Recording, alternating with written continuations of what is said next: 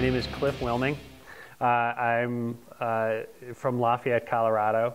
I'm here with Colorado Community Rights Network. I'm a member of the board on the Colorado Community Rights Network. I'm also one of the organizers of the Lafayette ballot initiative for our community Bill of Rights there in Lafayette. And our little group there is called East Boulder County United. It's very, very local. And then I'm also the president of the National Community Rights Network, and we'll get a little bit into kind of how those things all fit into each other, kind of like gears, later on. This is our agenda here, and this is going to be a bit of, it seems very simple here, but it's kind of a complex bit of material. So we're going to kind of go through it. We did the introductions. That was really easy. We're going to show a video. How many people here have ever heard of the Community Environmental Legal Defense Fund? How many here haven't ever heard of the CELDEF? Okay, we're going to show a little video here called So Your Community is About to Be Fracked, Mined, Factory Farmed, or Fill in the Blank. And the reason we show that video is because it really does a far better job than I could trying to condense very complicated legal matters about communities that are starting to step forward to protect the health, welfare, and safety of their community members or their environment.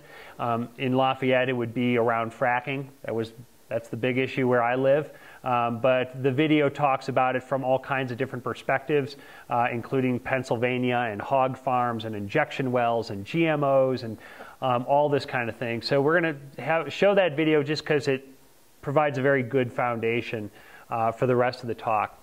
I'll tell you a bit about the Lafayette story of East Boulder County United and how we discovered the issue of hydraulic fracturing and community rights. Then we'll get into preemption law. Hopefully we'll be able to kind of get through that kind of safely and softly. It gets a little legalistic at that point, but that's kind of the way these matters manifest themselves. So we'll talk a bit about that. And then we'll talk about the Colorado Community Rights Amendment, which is our state ballot initiative that will be running through 2015 and onto the 2016 ballot.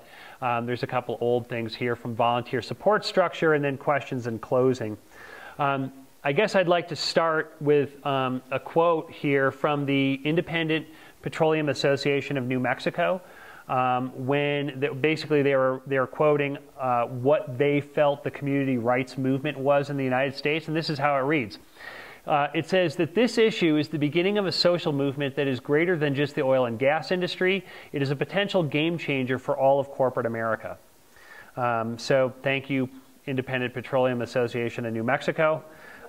You can't really buy that kind of publicity. But I think they said it very well. And this group in particular, the Independent Petroleum Association of New Mexico, was actively fighting Moore County, New Mexico. That was the first county in the United States to ban hydraulic fracturing. And they did it through a community Bill of Rights that we'll talk about in a little bit. And that's kind of how the petroleum industry perceives us. And it's probably one of the most accurate perceptions they have. We'll get more into that stuff in a little bit. So right now I'm going to, hopefully, technology willing, we're going to go to this little video. And this is by a group called the Community Environmental Legal Defense Fund. It, for those of you folks that don't know about the Legal Defense Fund, they are a law firm out of Pennsylvania. And basically they were started by a lawyer named Thomas Lindsay, who was very idealistic, leaving law school. And the way Thomas Lindsay out there in Pennsylvania kind of saw the environmental questions, this would have been back in the 1990s, was that the environmental legal system or the environmental regulations of the United States are the best in the world. And really what was needed at that point was more lawyers so to enforce those regulations. Really what they did is they found out through experience that it wasn't all that it was cracked up to be, and they went through a period of very major transformation and now are working both in the United States but really around the world to start dealing with overcoming the legal barriers to creating not only a sustainable environment but actually a true democracy, because the way we feel is you can't really have one without the other. They tend to go hand in hand. So let's see if this works. Welcome to So your community is going to be fracked, mined, factory farmed, or fill in the blank. Want to stop it? What to know and where to start. This is CELDEF's primer, the Community Environmental Legal Defense Fund's primer on rights-based organizing. I'm Thomas Lindsay. I'm the Executive Director of the Community Environmental Legal Defense Fund. So, your community is about to be hydrofracked for shale gas, corporate factory farmed, used as a dumping ground for sewage sludge, drilled for corporate water withdrawals, used as a laboratory for genetically modified seeds, used for a transmission line, pipeline, or other energy project, or any of 1,000 other corporate projects that your community doesn't want. You've picked up the phone and called anyone that you think should help you, including your state government's environmental agency, your local government, and/or environmental organizations. Your State Department of Environmental Protection told you, yes, there's been a permit application submitted by the XYZ Corporation for that project. We're receiving public comments for the next 30 days. Once the permit issues, you can hire an attorney and appeal the permit. To win that appeal, you'll have to show that the agency failed to follow the regulations that apply to that project. What your state environmental agency didn't tell you: that the regulations that the agency is following in issuing the permit were written by the very industry that the regulations are ostensibly supposed to regulate. Your local government had this to say: our hands are tied. This is a state issue. Go talk to the state environmental agency or to your state legislator. Here's what your local government won't tell you. For the past century, your municipal government has been stripped of almost all authority over projects like the one that you're facing. Asking them to take a stand on this issue is akin to asking them to confront their own state government and the corporations that have driven those legal changes. They didn't sign up for that.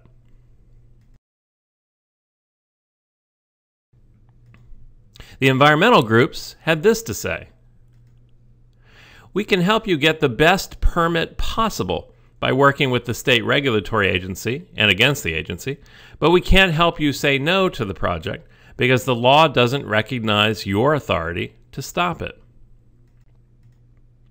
What the environmental groups won't tell you: that this has been the law for over 100 years. Communities can't prohibit what state law permits. And because your community is prohibited from banning those unsustainable projects, you can't create sustainable agricultural systems, sustainable energy systems, sustainable economies, real environmental protection, or protections for your health, safety, and welfare. In other words, your community is prohibited from developing its own resources in a sustainable way that won't harm people or the natural environment, strengthening its local economy, protecting its quality of life, and determining its own future. To recap, your state agency, your local government, environmental groups, and even the corporations themselves funnel you into the state regulatory system, where you are trapped within a system of law which was developed by those with an interest in exploiting your community.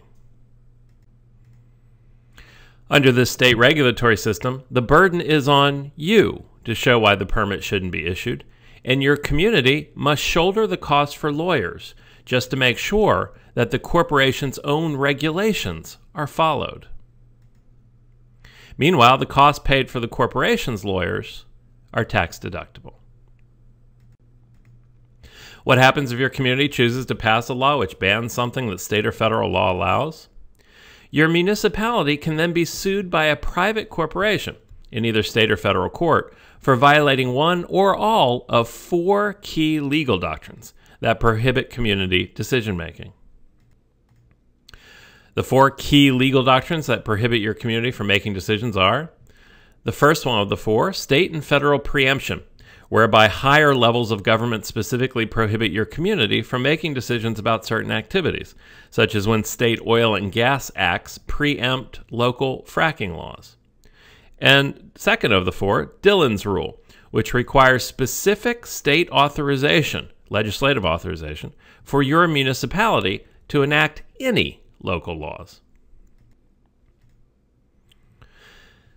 This is what the Commonwealth Court of Pennsylvania, in a case known as Attorney General versus Packer Township, had to say. This is a case in which the state of Pennsylvania was taking a local Pennsylvania municipality to court over its attempt to try to stop corporate sewage sludge from being dumped within the municipality.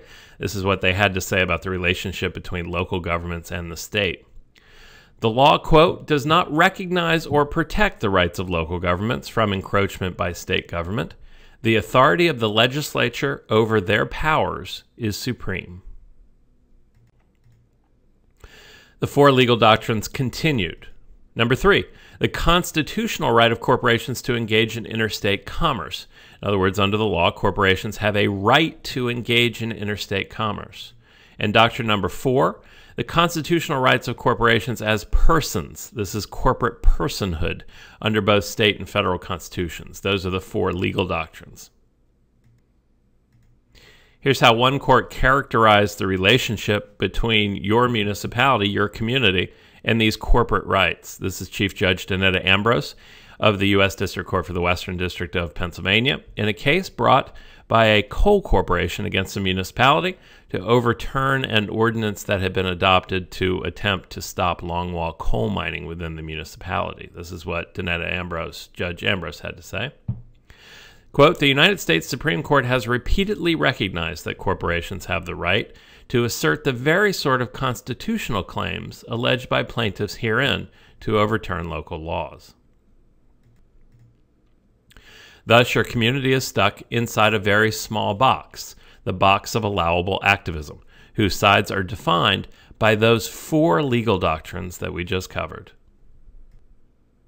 Here's what the box looks like. The box of allowable activism. That's your community in the middle, and it's bounded or bordered by the four legal doctrines: Dillon's Rule, state and federal preemption, corporate personhood rights, corporate commerce clause rights, which all press in on the borders of your community to define what you can and cannot do.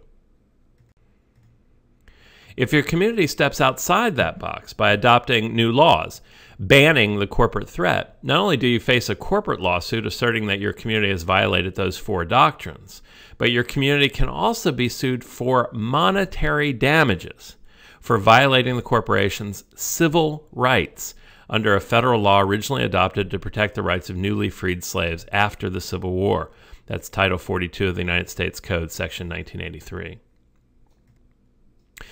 This is what Pennsylvania Attorney General Tom Corbett had to say in a case brought by the state of Pennsylvania versus a local government in the state that was attempting to stop sludge from being spread within the municipality.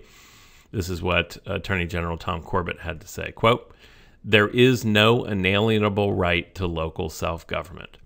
There is no inalienable right to local self-government. As one graduate of the Legal Defense Fund's organizer training class, known as Democracy Schools, which was hosted by an indigenous community, recently remarked, at least we know that we live on a reservation. Given that we have no right to decide what happens in our own communities, how do we create that right and then use it to protect our communities and the environment? Moving towards rights-based organizing.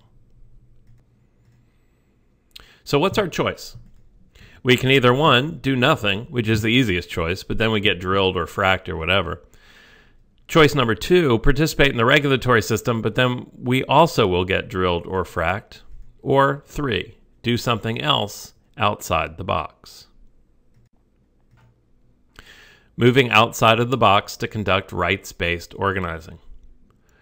Rights-based organizing is a shorthand phrase for communities who are beginning to seize their local governments to create new laws, which, first, stop the imminent project, the imminent threat, and second, push upwards to change state and federal law. But I thought we couldn't do that.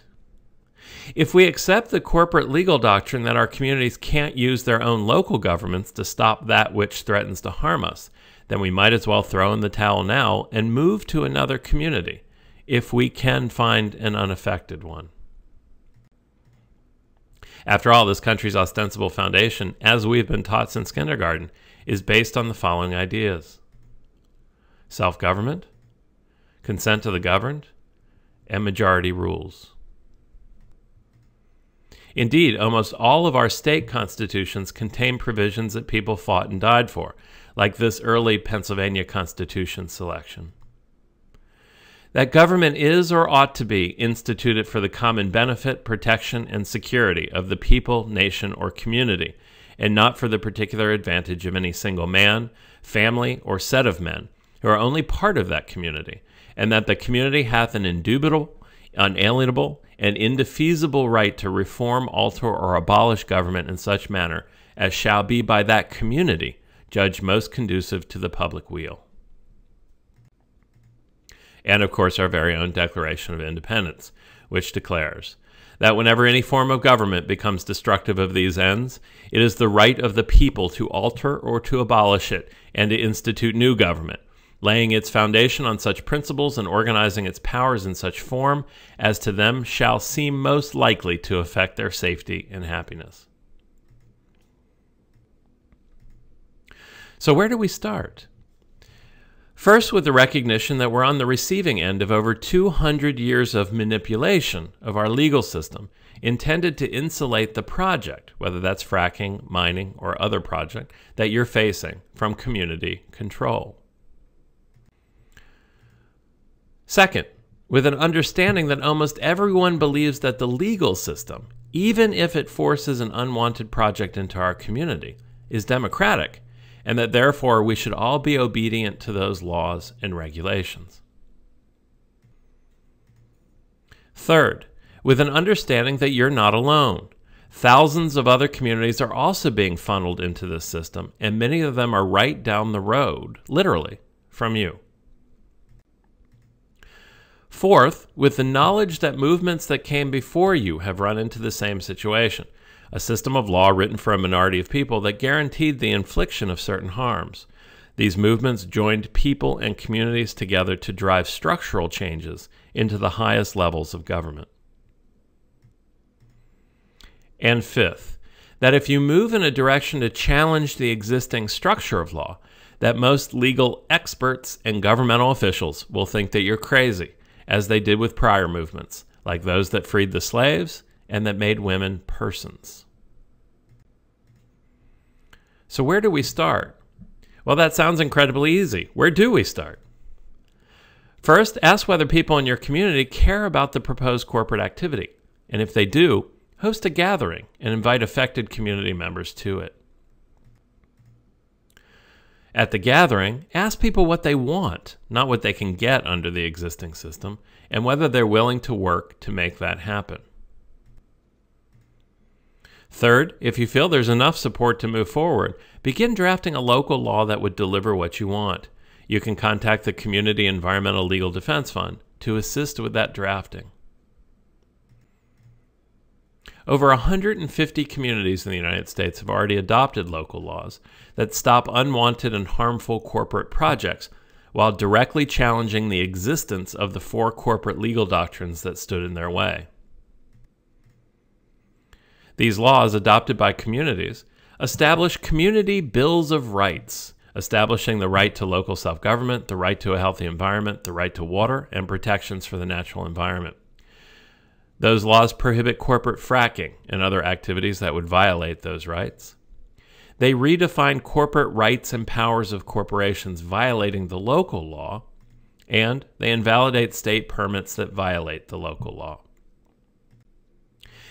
In addition, these local laws recognize rights for ecosystems and nature, thus challenging one of the fundamental underpinnings of our current legal system, that the natural environment is property, and thus that those who own the most property can destroy the most nature. To draft a law for your community, ask, what rights do we feel are being violated by the corporate project? How do we define the types of projects that we're seeking to ban or control?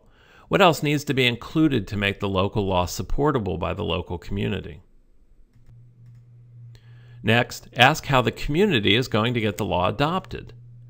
Will the local government adopt it? Can we put enough pressure on local elected officials to adopt something that runs counter to state law? Is there another process, like citizens' initiative, that we can use to override our local elected officials and adopt the law? Adopting a law through home rule If your local government refuses to adopt the law and you lack an initiative process to directly place it onto the ballot, you may have a home rule process available through which you can write a new charter for your municipality, which includes the ordinance's provisions. Balancing everything out. Key questions to consider. First, what's the easiest way to get the law adopted? And secondly, what's the fastest way to get the law adopted? Won't the municipality get sued? It might. It all depends on how badly the corporation wants to use your community. Ideally, the law would stand and the corporate project would go away. If that doesn't happen, these local laws serve another purpose. If the corporation sues your municipality, the local law forces the corporation to become the aggressor against your community, openly wield the rights and powers specifically challenged by your local law, and use your state legislature to pass laws preempting local decision-making in an attempt to control your renegade community. All of which continues to remove the illusion that we actually govern our own communities and that we actually live in a democracy. From carefully designing this response by corporations and state governments to our communities, a critical mass of people focused on structural change can emerge. This work is now leveraging escalations into the creation of statewide community rights networks to begin to drive constitutional change at the state level to eliminate doctrines embedded in state law. In February of 2010, the Pennsylvania Community Rights Network was created. In June of 2012, the New Mexico Coalition for Community Rights was launched. In July of 2012, the Washington Community Rights Network was formed. And in February of 2013, the New Hampshire Community Rights Network was launched. In your own organizing, the first serious effort in your state to adopt a rights-based law marks the beginning step towards establishing a statewide network of other similar communities. That network will then not only provide help to other communities, but will begin to work at the state level to eliminate certain doctrines that the local laws already repudiate. These state-based movements will change state constitutions to recognize a protected right to local self-government. The escalation will build from there, forcing corporations to respond by wielding federally guaranteed corporate constitutional rights in attempts to quell these state uprisings. And from there, the movement will then force changes to the U.S. Constitution to recognize a federally protected right to local self-government. How long will this take? The short answer is, until it's done. It's taken several hundred years to get here, and it's going to take a while to fix it. Where we stand today. Working with CELDF, 150 communities like yours in 8 states have adopted these local laws. State community rights networks have been launched in 4 states. Constitutional amendments have been prepared for introduction in 4 state legislatures. And over 5,000 community activists and lawyers have graduated from CELDF's Democracy School trainings. What is Democracy School? Democracy schools are CELDF's 2-day trainings for municipal officials, community leaders, and lawyers. They examine the history of the regulatory system and of rights-based organizing, including why communities can't say no to fracking and other threats. They look at how corporations wield their rights against communities, and they explore how other communities are bringing rights-based organizing to their cities and towns. For help with rights-based organizing, contact us, the Community Environmental Legal Defense Fund, at celdef.org, that's C-E-L-D as in David, F as in Frank.org, by phone at 717-498-0054, or by email at info@celdef.org. Thank you. So I want to talk a little bit about the Lafayette story, and really this is kind of how I got my introduction to this kind of work. I've had some experience as a political activist, really coming from Chicago. My family and I moved out here about 5 years ago. We had my 1-year-old daughter, and eventually my son was born about a year later. We moved out here from Chicago, though, really considering that we were going to move to a state that was very clean, that was environmentally conscious, that was accepting applications for nurses, and that was a bit cheaper than the city, and that was going to be a very easy place for us to raise happy, healthy kids. That's why we came here from Chicago. We thought that we were going to be leaving any kind of political activism stuff that we'd ever done in the past behind and really come out here to be boring suburbanites. And we totally failed in that, completely. Right around June of 2012, I was reading our small little local paper called the Hometown Weekly. Nobody would know what it actually is because its circulation is very small, but it covers Lafayette and Erie and Louisville. Reading the paper that morning, I noticed that there was a protest going on in neighboring Erie, Colorado. And Erie is very cookie cutter. I don't know how to really describe it all that well. It seems to be, to me, quite homogenous, middle-class community. And seeing a bunch of people with picket signs in Erie struck me as kind of cognitively dissonant, I guess you would say.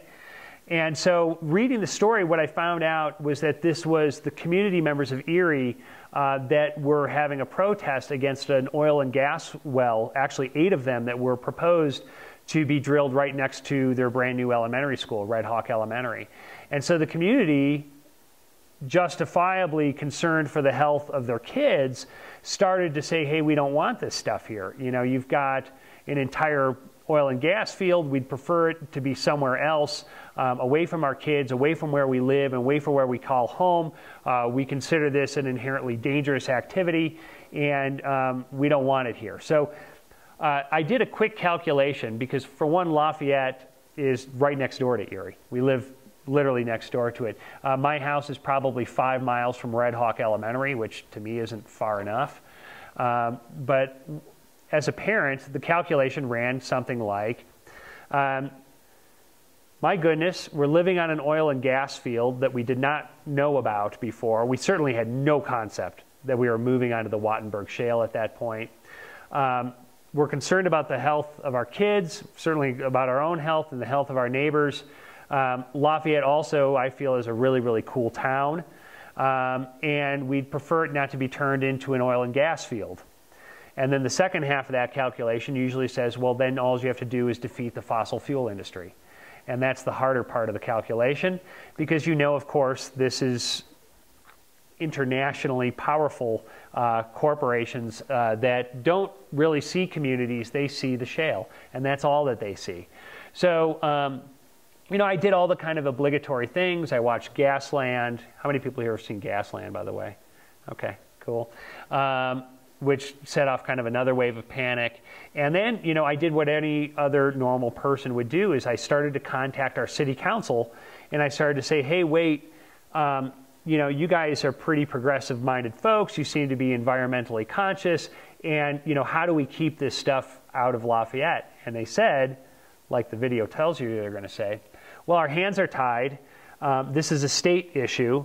We have no authority over this in Lafayette. And you might want to go to your legislator to help with better regulation or this sort of thing. But we have no power to say no here, which to me was very, very unsettling. It kind of ran contradictory to everything that I'd ever been taught about, certainly in my 5th grade history books. And so we had to start making some decisions at that point. Our first meeting in Lafayette of a group that would eventually become known as East Boulder County United had 4 people in it. None of them professional activists. None of us knew each other at that time. We were just concerned. And we started to find out or have discussions around what we were supposed to do about this. And, you know, for one, is this a concern of ours? Is the concern great enough to warrant enormous activity? Activity basically that would mean that we would have to come into confrontation with our local city council, our county government, our state officials, and of course the Colorado Oil and Gas Association. They'll be spoken about here shortly. Let me give you a little example of where I live. I'm going to walk up there, okay? So this is a very small section of the Wattenberg Shale. This is where, way up here, you have Greeley. JD lives up there in Windsor. And this is Lafayette over here. right in this little pocket here. Actually, my kids go to Pioneer Elementary School right there. And every one of these red dots represents an oil and gas well. It actually is an oil and gas pad. So any one of these red dots can actually represent up to 50 different wells that are being drilled and fracked and can be fracked up to 17 times. So yeah, we have about 55,000. A lot of them are right down the road in the Battlement Mesa here. This is Weld County. This is actually a poor statistic. This is from 3 years ago. It's actually over 22,000 wells now in Weld County. You'll see it all the time in the news, something exploding, leaking, you know, all kinds of routine industrial accidents. And given that the industrial activity tends to come from the east to the west, it's quite clear that if you live in Lafayette, this is coming this way. So it didn't take a whole lot of calculation to figure out that we were pretty much the next in line. I'm going to show another slide here who's from a doctor who's actually quite local here. His name is Dr. John Hughes. Does anybody know him? So Dr. John Hughes, and I work with him more often now, but I was just being introduced to him back then. Basically what he did is he collected serum samples. So these are blood samples that you take from patients or people, and you can test them for volatile organic compounds, right? Now, I've worked in the ER or the ICU for about 8 years. There is no doctor that knows what a volatile organic compound panel is. We don't know about it. If you ask an emergency room physician about a VOC panel, you'll get an incredibly blank stare, just because the medical community is light years behind the amount of damage that's being created by this industry. We simply have not caught up.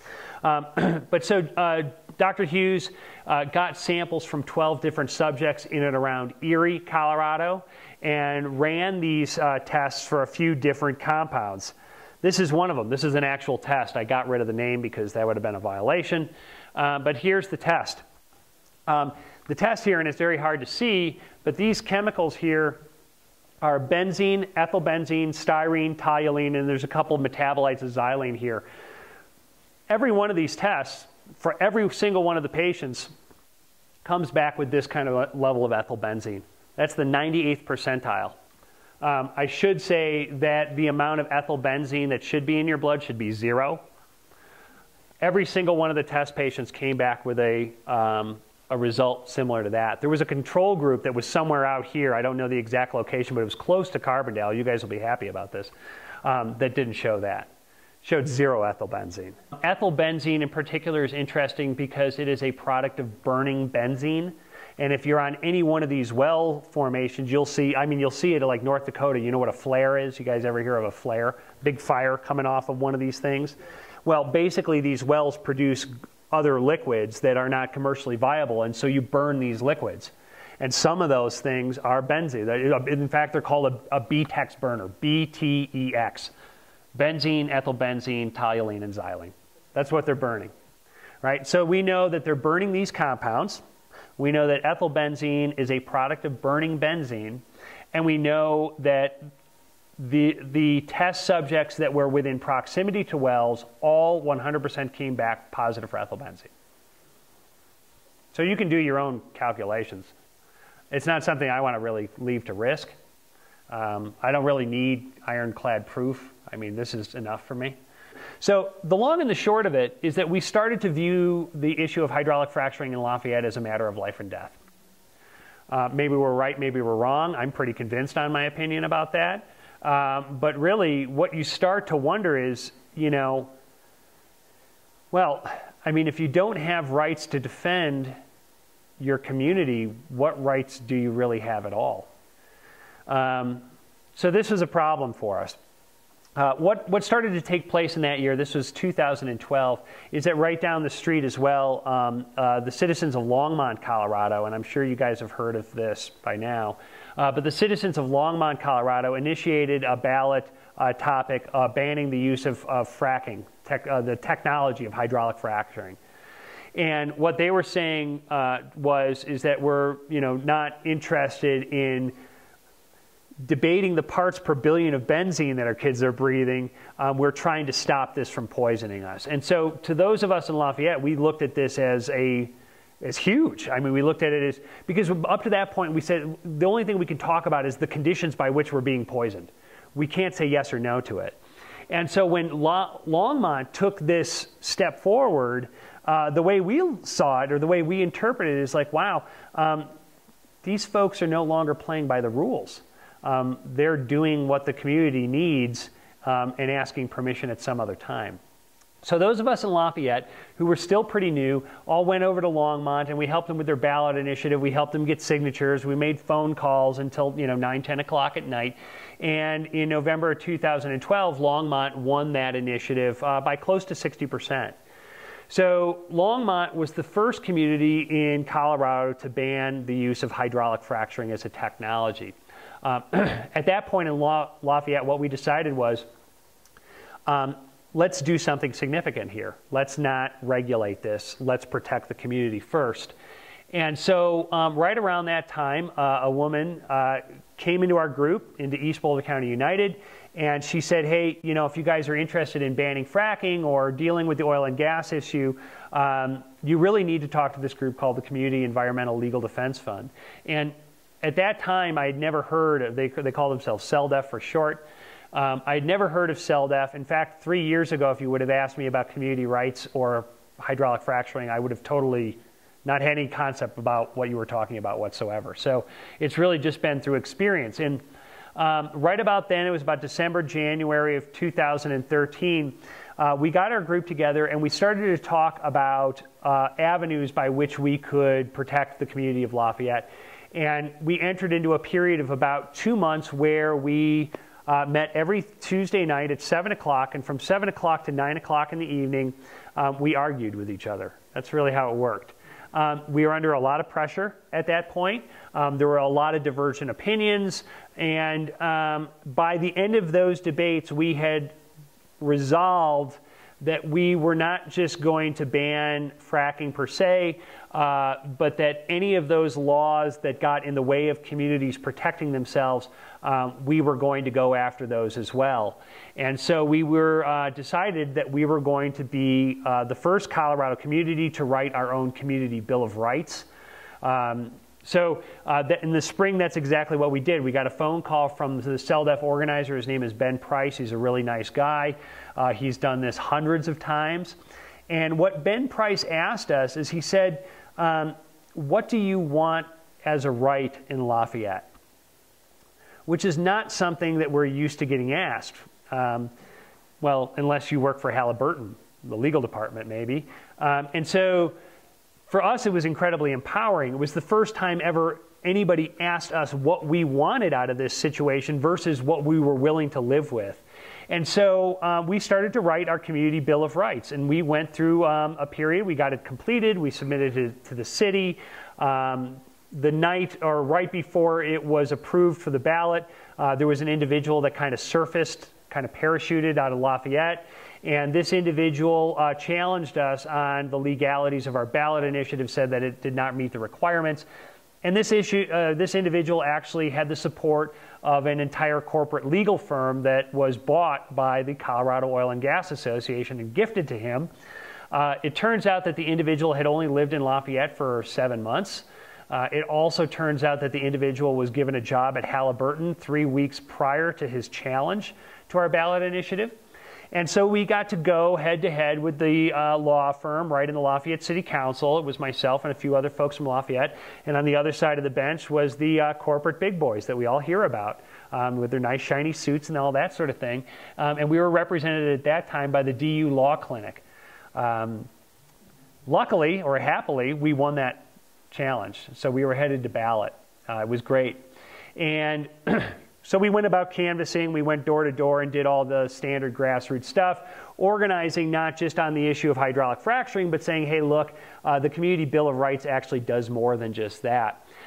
2 weeks before the election, the Lafayette City Council, who would all consider themselves progressive Democrats, took a resolution broadly condemning the Lafayette Community Bill of Rights and suggesting that no citizen in Lafayette should vote for it. You heard me right. So when people say the People's Republic of Boulder County or Boulder County, it sounds nice, but in reality, if it conflicts with oil and gas, it becomes more like the plebiscite of the Colorado Oil and Gas Association. That's the way it works in practice. Within that campaign, we also identified the fact that this Bill of Rights was going to potentially be enacted, but then it would also have to be enforced. And so what we decided was that we would also run some candidates for city council. So we ran 2 council candidates, as well as the the Lafayette Community Bill of Rights. This was all in November of 2013. I'm quite happy to say that in November of 2013, the ballot initiative won by 60% of the vote. The 2 Lafayette city councilors that were most vocal in its opposition were removed from office, and the 2 candidates that supported community rights and the ban on hydraulic fracturing were both elected to office. So that was really cool. One of them is actually my mom. So my mom is now a Lafayette City Councilor. There's actually 4 seats coming up for the Lafayette City Council in November, so we can talk more about that later. But the important thing is, what did the Lafayette Community Bill of Rights actually say? And I need to use a slide here because we gave ourselves enough rights that I tend to forget them all the time. But this is what the Lafayette Community Bill of Rights says. It says the Community Bill of Rights and Obligations is law as follows, that it bans all oil and gas development, the disposal of associated industrial wastes, and the addition of new oil and gas infrastructure, pipelines, compressor stations, injection wells, etc. And these are the rights that we gave ourselves. Right to community self-government, the people as sovereign, that we have the right to clean air and clean water, the right to be free from chemical trespass, the right to peaceful enjoyment of home, the rights of ecosystems. The video touched a little bit on this, about the rights of nature. So the natural ecosystem of Lafayette, Colorado is the first in Colorado to have its own independent legal rights right now, and a right to sustainable energy future. How did we protect those rights? Well, the way we did that was removing the projects that have infringed upon them, and then the corporate laws that those projects utilize to mandate or force that project into the community. So it says that corporations in violation of the prohibition against gas and oil extraction or seeking to engage in gas and oil extraction shall not have the rights of persons afforded by U.S. and Colorado constitutions, nor shall those corporations be afforded the protections of the Commerce or Contracts clauses within the U.S. Constitution or corresponding sections of the Colorado Constitution. So we banned oil and gas activity, and we banned corporate personhood at the same time. No small event.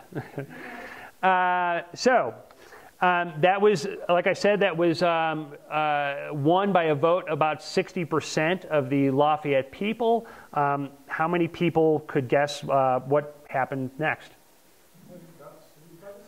We got sued. It's not something we were unprepared for, although the Community Environmental Legal Defense Fund said that we did set a bit of a record in how fast it took place. So this took place about in 1 month.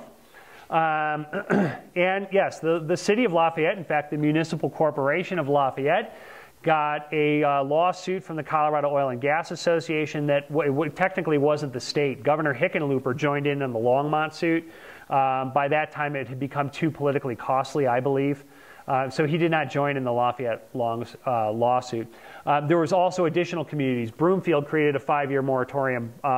Boulder created a 5-year moratorium. Fort Collins created a 5-year moratorium. Those all took place in November of 2013. So the Front Range was really jumping with this kind of stuff. Those communities like Fort Collins that tried to create a moratorium in order to get away from the corporate lawsuits found themselves in the exact same lawsuit that Lafayette did. We're all being sued under the same principle, which is that the municipal government, that your community, your county, your town, city, does not have the authority to ban oil and gas activity, that oil and gas activity is the property and the authority of the state, and that all of us collectively had violated this state preemption, that's what they call it. And so we were being sued that we had exceeded our authority, even though we were just protecting our own community. How many people here know who, the first community in Colorado to ban oil and gas activity? Anybody know it? People want to say Boulder for some reason. I don't know why. What, sorry? No, it was actually Greeley. Greeley.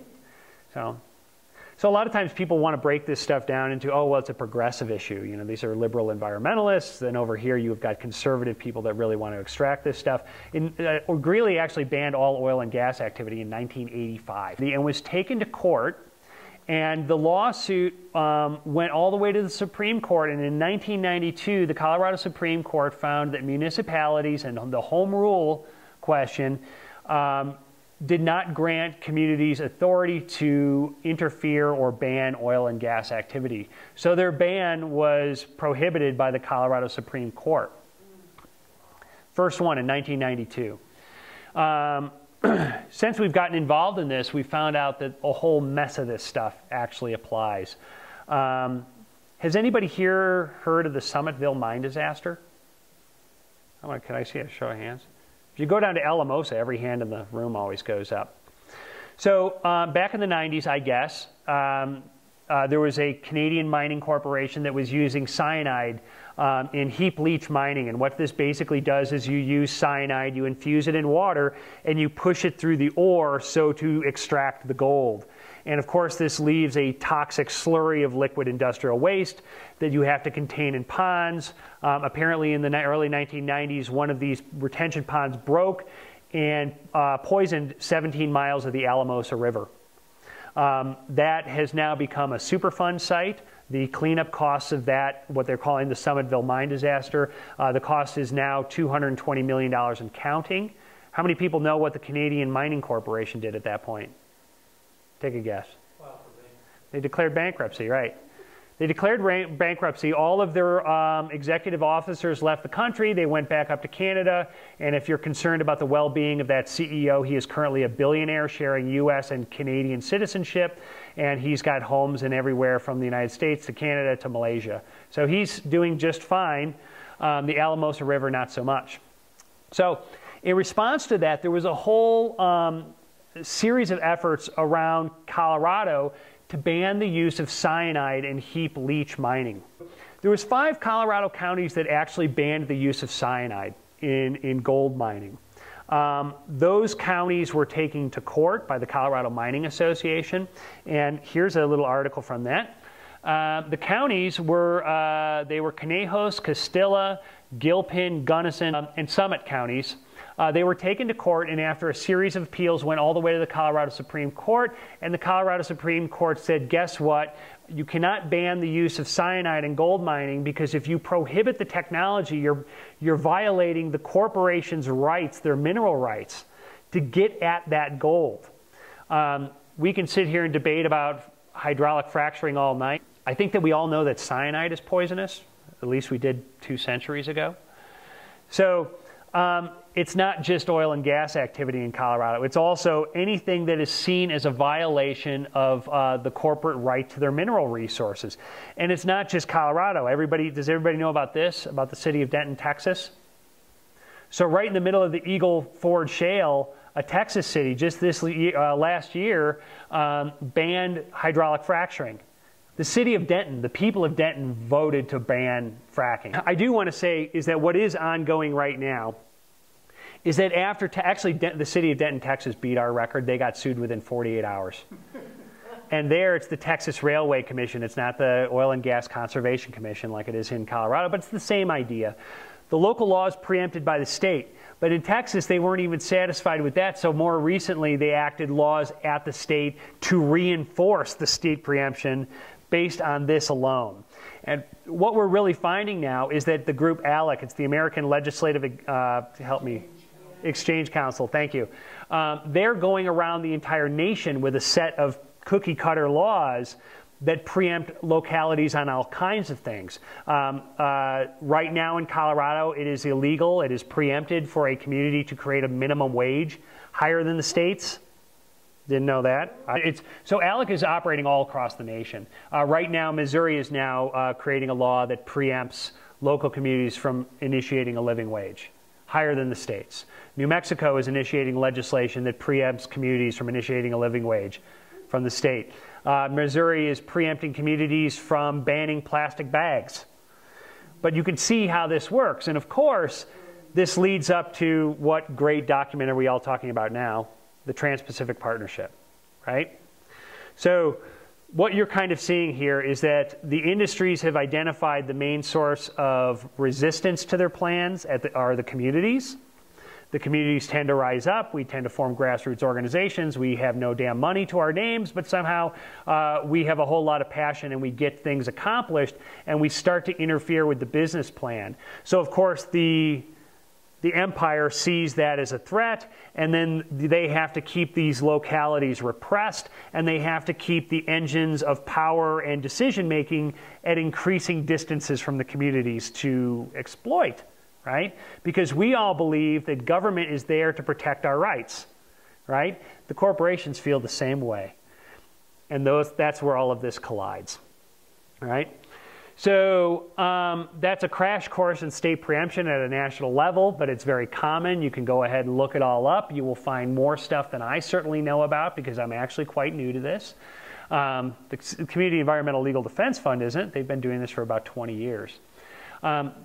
So at the end of 2013, beginning of 2014, we were faced with several communities now being named in litigation by the Colorado Oil and Gas Association. At that point, we did not have a state community rights network. By the way, we were like extremely new in terms of this sort of stuff in Colorado. You notice that that video only named 4 state networks. There's now additional state networks. Colorado is a new state network, Ohio is a new state network, and Oregon is a new state network. What we decided was that even though we did not have the structure to start going from the local to talk about changing the state constitutions as is described in that video, that you're working at the local level, but then starting to push structural changes up through the state constitution, we said that we had run out of time, that if that the industry was essentially forcing our hand on this, and that if we were serious about not just protecting Lafayette or Longmont or Fort Collins or Summit County, that we were going to have to create a state ballot initiative that understands the problem as one of corporate rights or corporate power versus community rights, and that it would not be sequestered to just oil and gas activity, because in Lafayette, that's very, very important to Lafayette. But in Summit County, well, there's not oil and gas activity. There's cyanide stuff. So could we come up with a ballot initiative that has a sense of inclusion that all communities could kind of plug into it? And all of the efforts, whether it's a uranium mine or an injection well or an asphalt plant up in Fort Collins, could come to start to unite underneath that sort of umbrella, where our communities could now push legal change and democratic decision-making up to the state level. That was a meeting that lasted 3 hours before the conversation about the state ballot initiative. At the end of that meeting, somebody raised, actually it was myself, I said, we better talk about a state ballot initiative. The meeting went another 2 hours, and at the end of that meeting, we decided to initiate a state ballot initiative that would eventually become known as the Colorado Community Rights Amendment. We initiated that. We placed it into the state in January of 2014. There's a whole series of like legal hurdles you go through. You go through the Legislative Review Hearing Board to make sure that your ballot initiative makes sense, that the text and the intent are harmonious. So we went through that. We went to the state Secretary of State to get our title. At that point, we were challenged, just like we did and got challenged in Lafayette, except for this wasn't just an individual. This was the Colorado Chamber of Commerce and the Colorado Mining Association. In fact, the very individual, his name is Stuart Sanderson, the president of the Colorado Mining Association that overturned the ban on cyanide, was at the hearings in the Secretary of State. I actually got to ride the elevator with him. It was very awkward. It happened to be the 100-year anniversary of the Ludlow Massacre. Does anybody know what the Ludlow Massacre was?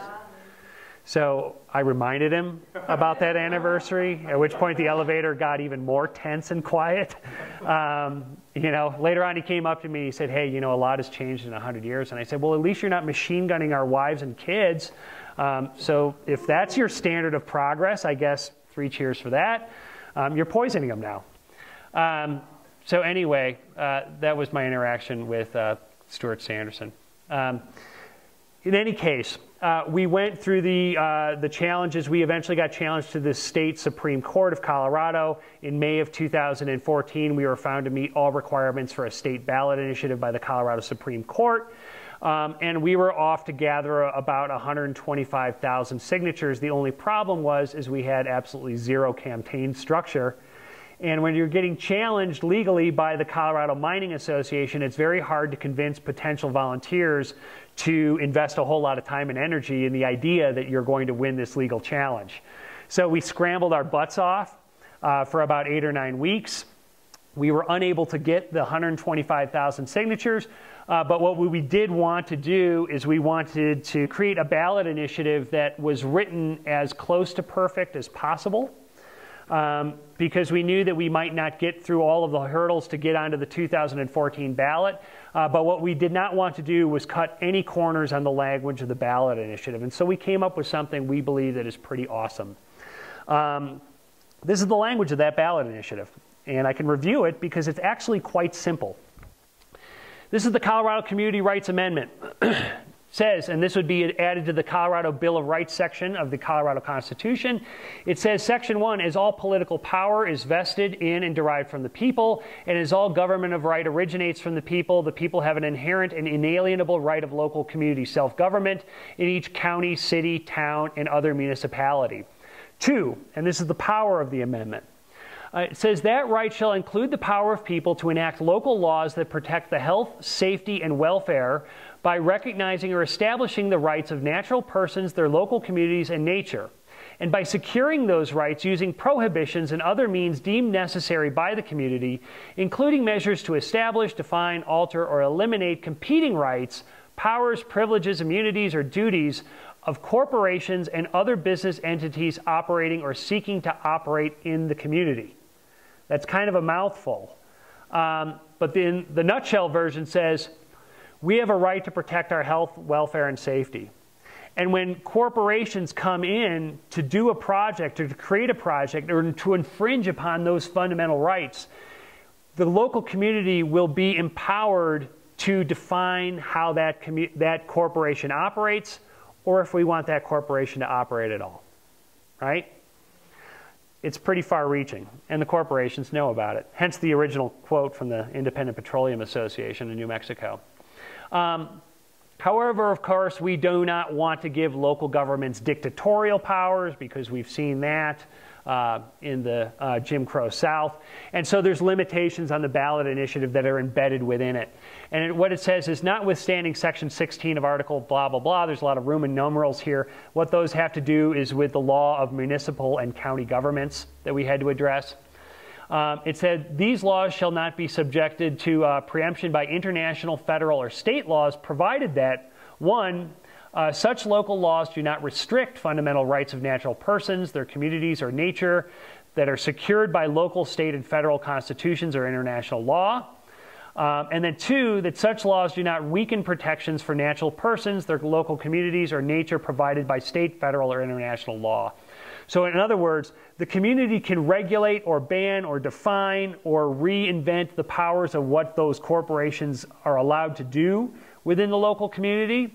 But in enacting those local laws to define that stuff, they're not allowed to take away the current protections and rights of individuals and communities in the natural environment, nor are they allowed to weaken the current protections for the environments or individuals. So what we wanted to do is to make sure that these laws were honed in on the harmful corporate activities, and so that the laws of individuals and the communities and the environment could be expanded upon, but not taken away. So it works kind of like a one-way valve. Does that all make sense? It took a lot of thought and deliberation. But that's pretty much where we are. So we went through that campaign. I think that everybody else remembers, as soon as we were the first group to submit a ballot initiative last year. That was later joined by a group of Food and Water Watch that submitted a ballot initiative, but they kind of canceled that. And then, of course, Jared Polis, who's my congressman, who initiated 9 different ballot initiatives, never bothered to contact us until we told our volunteers that we were going to wrap it up for the year, at which case he actually he messaged me on Facebook, which I thought was very strange. and asked me if we would be willing to support their ballot initiative. And we had concerns. What we said was, we're not confident that you're not just pulling a bait and switch here, that you might actually pull this ballot initiative at some other time. We were unfortunately right about that. So I said, I'm sorry, Jared Polis, but we will pursue this with the degree of compromises of any other civil rights movement, and you can take that to the bank. And 2 weeks later, he pulled the initiative. So that's, the rest is history. Where have we gone since then? Since then, in October of 2014, there was the there was the creation of the National Community Rights Network. The National Community Rights Network met for the first time in Pennsylvania. It now combines 7 different states. There's upwards of almost 200 communities like Lafayette now that have created community bills of rights. Lafayette is the first and the only in Colorado. We definitely do not want to eclipse the local effort by the state effort. We are working with groups like Windsor, with JD right now, to create other communities that are going to assert their rights first and ask permission later. So we're hoping to create additional communities that will enact community bills of rights that are relevant to the issues within that municipality. And then we created the National Community Rights Network. And then what we defined was our major weakness in 2014 is that we needed an enormous volunteer and campaign structure. So that's essentially what we've been working on since January. We came up with a cute little slogan here, the 2016 Colorado Community Rights Amendment, legalize democracy where we live, which we think is applicable. Controversial for some reason, but applicable. So that's essentially where we are right now. We have a campaign structure with 9 different working teams, anywhere from media to IT to campaign materials. We have a legal team, and we will be resubmitting this ballot initiative to the state of Colorado in right around August of 2015. The idea is that it needs to work itself all the way back through all the state measures, and we're hoping for it to come out right around February of 2016, giving us a full 6 months of signature gathering, so to get on the ballot in 2016. I should say that I literally just was out this last weekend with the Oregon Community Rights Network, who had their own state summit now. Oregon will be launching the almost identical state ballot initiative about the right to community local self-government in 2016. So now there will actually be 2 states nationwide, thus driving a national conversation on community rights over corporate power. So we are not backing down. We are not getting smaller. And we aim to take this all the way to the finish line, because we feel that if we don't, well, the consequences are too grave. And like I said earlier, we feel that the sustainable and legitimate future of the environment can't be separated from creating a true citizen-led democracy. And so that's essentially where we are right now. So thank you very much for coming. And I guess we can open it up for questions at this point. So Mora County, this is very strange in Colorado, but in other areas of the country it's not so uncommon. The Mora County commissioners voted on a community bill of rights to ban fracking in that community. They were taken to federal court. The industry was not as limited in its approach to that county. They enacted every single possible corporate right that they could and took them to federal court. They actually enacted a section of corporate rights called the Equal Rights Clause, which basically says that, like if you were handicapped, that your equal right to access a building, that it was infringing upon the corporations as though they were a harmed minority. And the federal judge just recently ruled that that the industry was correct, that Mora County had violated its civil rights, and so the judge ruled in favor of that. Unfortunately, in Mora, because it came from the county commissioners, the enforcement mechanisms of a community-level mobilization, I feel like, aren't there to the degree that they might be in Lafayette. where we can start to talk about taking the city council and telling the judge that overruled our community bill of rights, and my mom actually suggested this in a city council meeting, that look, the courts have no more authority to take over our fundamental rights than anybody does. And if the judge in the Boulder District Court cannot see that our rights are being violated here, that we should take a resolution as the city council and directly reject the judge's order and let the judge know that we are fully enforcing the democratically elected community bill of rights. We see this as a process, as a movement. It's not going to be lost or won on one single vote, but we do see that this is something that has to work from the local to the state and ultimately to the federal constitution. Yeah, basically what Erie did, and they were very, I mean, Erie to me was one of the first communities that were really up against this. I think that they were kind of led down, well, a strategy that basically says you go to your city council and you make really impassioned, very articulate legal and moral and medical or scientific reasons why this shouldn't be allowed in your community.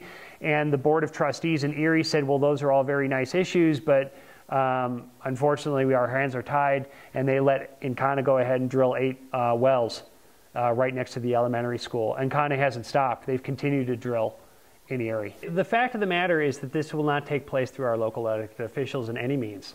And the sooner that we can get beyond the idea or hope that the elected officials are going to do this for us, that's the moment that we can actually start to get real work done. I mean, red doesn't matter. We're as blue can get in Lafayette. We have a Martin Luther King march and a Cesar Chavez march, and our whole city council came out against us. So it's not even just a matter of Republican or Democrat or progressive or conservative. What it basically matters is the community ready to take on the fight. And in a place like Garfield County, very similar to the way we've suffered in Boulder County, the Boulder County commissioners have never, ever discussed banning fracking in Boulder County. We have had to fight the Boulder County commissioners with threats of recall and civil disobedience before they even extended the moratorium.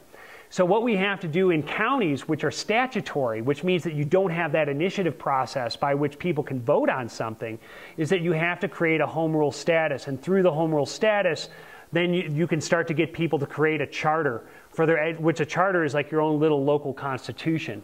And the home rule communities like Lafayette and Longmont or Greeley, Greeley is the same thing, very red, but they banned it too. And so they actually gave the question to the citizens versus hoping the elected officials would do the right thing. The only elected officials we have seen that support our state ballot initiative are the 2 that we put in office in Lafayette. And they ran on a platform of endorsing community rights. But bar none, in years now, we have never seen an elected official voluntarily say we are going to go up against the state and we are going to stand by our citizens. If a local community wants fracking, the state ballot initiative will not prohibit it. I mean, without a state ballot initiative, we're not really prohibiting it either. And I don't really see the Colorado legislature prohibiting fracking in any substantial way.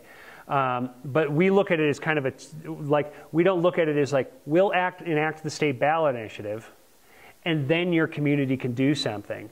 Because what we're expected to accommodate right now is our own poisoning, and that's ongoing. And so the way we look at this is that the communities need to act independently of the state ballot initiative and to start these community bills of rights now. And we'll have the conversation about whether we have the authority to or not at some other time. And now, granted, I don't believe that the Garfield County Commissioners are going to enact a community bill of rights any faster than the Boulder County Commissioners are going to. But the only way we got it done in Lafayette is through we did it through a charter amendment where people were actually given a vote, which if it were up to our city council would have never been possible. But what we did was we used the legal remedies that are already established, which is either home rule if you've got a county, or a statutory city, or the ballot initiative process, which is where you've got a home rule charter already. But I mean, we have never seen a community or an elected leadership either endorse this or be willing to act upon it. But in the event that it does get enacted, the state lawsuits against places like Lafayette will be gone, because Lafayette I mean, what we're doing is what is enshrined in the state ballot initiative. So what you could do, the state ballot initiative could be enacted. And if you wanted to wait for it to be enacted, so to create a local law, what you would do is you would either have the vote of like a ballot initiative, or your local city government could create your own community bill of rights at that point, if that makes sense at all. Well, we could get into the home rule process, but eventually the people vote on whether you want to be home rule or not. It's not the county commissioners. The county commissioners can initiate the vote, but it's got to be, there's a complex series of things that you got to kind of go through. In Pennsylvania, where they do a lot of these community bills of rights, like a ton of the counties are statutory. So they have to run home rule campaigns in all of those counties. But also outside of the state, there's more city councils that are ready to do this kind of stuff. I mean, anybody heard of Pittsburgh banning fracking? That's done through a community bill of rights. That was done by the city council of Pittsburgh unanimously voting upon the Pittsburgh Community Bill of Rights that bans fracking. It's the largest fracking ban in the country. So it's possible, just within our experience right now, it's just very tough to find those local officials. One of our city councilors said that the lawsuit could cost upwards of $80 million. And so there's a lot of like banging on drums and rattling of sabers. The Lafayette lawsuit cost $60,000, and we're a city of a budget of $37 million. But the thing is, you know, if we don't fight this stuff, I mean, say Lafayette never bothered fighting it. Say we got 75 oil and gas wells in Lafayette. Of course, our property values are going to go down because every time there's an explosion, it's not really a neighborhood you want to move your kids to. So the way my mom phrases it, if 10,000 units of housing, or if 8,000 units of housing lose $10,000 worth of value, that's a gift of $80 million. So we're paying for it no matter what.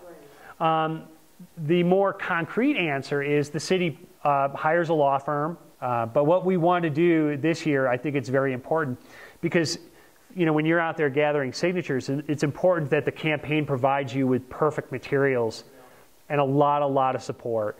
So, what we need to do is we need to get volunteers for petitions.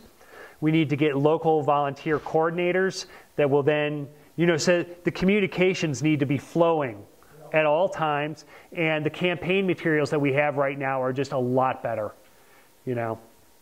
And we need to get, when you go out to get signature gathering for this petition, you'll just be a lot more supported this year. I mean, last year we basically jumped off the building and started to build the airplane on the way down. We're not doing that this year. We're going to be based in a lot more structure. I've been to 2 of them now, and I mean, it's something that people regularly leave saying, this has totally changed the way that I look at my life and the way that I look at my country. It's brilliant. I mean, it's a compilation of 20 years of incredibly forthright and direct analysis of how the U.S. legal system has come to be. I think that a lot of people that believe that we live in a democracy tend to be very upset by it. But I mean, I've done 2, and if there was another one, I would go to another one. I mean, it was funny, the first one that we organized, I said, well, Stacy from the Community and Environmental Legal Defense Fund said, well, there's some materials that go with the course. And I said, well, can we just run those off at like the Kinko's? There's like 15, 20 pages. The course material is a 320-page book. And it goes through abolition's movements, it goes through the women's suffrage movement, it goes through the civil rights movement, the labor movement, all of this kind of stuff, which really always seems to break down to the rights of property versus the rights of people. And it's brilliant. It's incredibly well done. We'll fly in Ben Price, the lead organizer, and then it used to be Thomas Lindsay, but he gets really busy. So one of the organizers from Pennsylvania, a young guy by the name of Chad, what is his last name? Abramson? So he did the last one. So, I mean, you let us know if we can get, it tends to be a little expensive to fly these guys out here, put them up in a hotel, get them the rental car. The price of a democracy school will tend to be about $125 per individual. Some communities, that's not as big of an issue. You get into the inner city in Denver, it gets extremely challenging. But our job is to make sure that this information is broadly distributed. So we would love to bring a democracy school to the West Slope. Thank you so much. Yeah, good job. It's not been written fully yet. Okay. Thanks, guys.